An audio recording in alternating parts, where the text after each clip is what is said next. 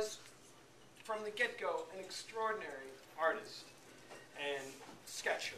And one of our assignments was to draw a still life in 4th grade. Why they were asking 4th graders to draw a still life, I have no idea. He drew this extraordinary picture of a pair of what we used to call clodhoppers. Those of us in our generation remember. They were an old pair of boots.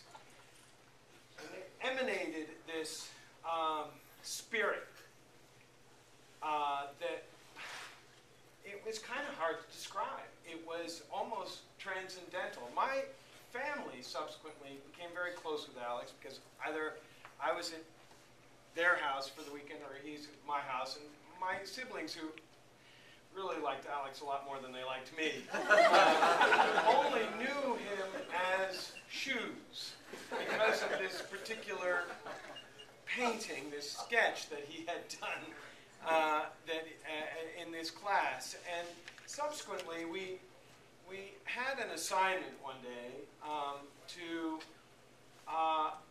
make a model and then write a paper about it, about something historical. I, of course, did something really stupid and mundane, like about the gold miners of 1849. It was an aquarium and a little guy in there in a fake river. It was awful. Alex, but I wrote the paper. Alex, on the other hand, did this model of this Roman house. Tim, do you remember this? It's back here. Keep going. Keep going. Keep going. It was a stucco house. It was a Roman house, and it had all the clay tiles were in place. It was the most extraordinary piece of miniature architecture that I'd ever laid eyes on. And of course he presented it, and everyone was in awe, and he got an A for the model and an E for writing about it. He didn't write any. He felt that sufficed. And I said to him, Al, all you had to do was write a couple things. You could have avoided the E. And he's like, I really didn't give a fuck.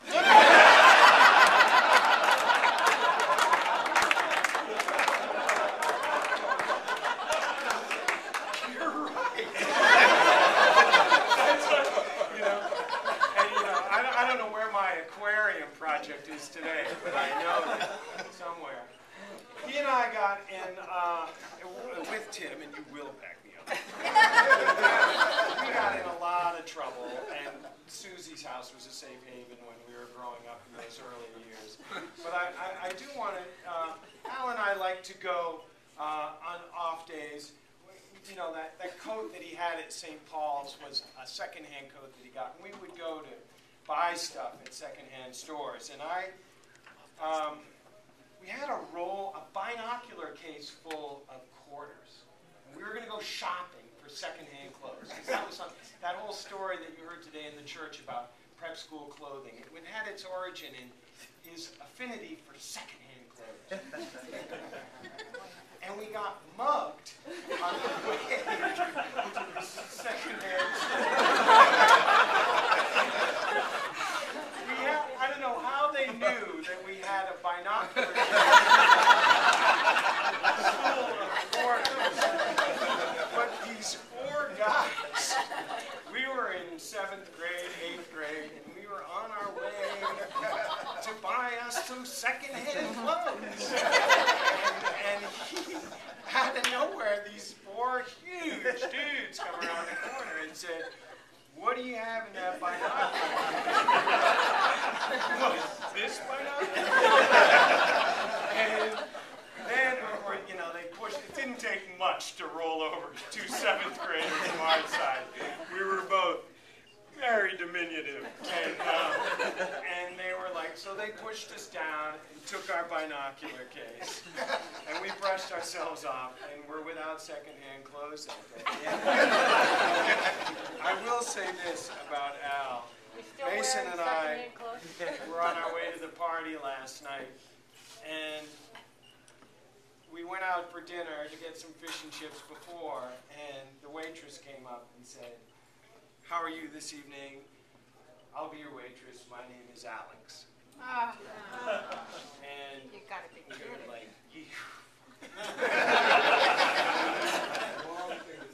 and you know, he painted us a beautiful sunset tonight.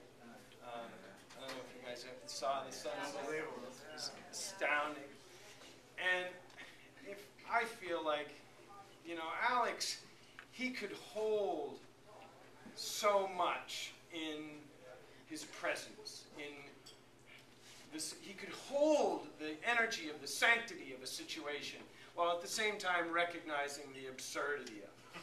And he would realize how absurd this is and how difficult it is to make sense of this. And so I feel like if we take anything away from this, it is that we have to take this opportunity to bring ourselves, each other, as individuals, as friends of Alex, closer together, to stay in touch, to be in touch with each other.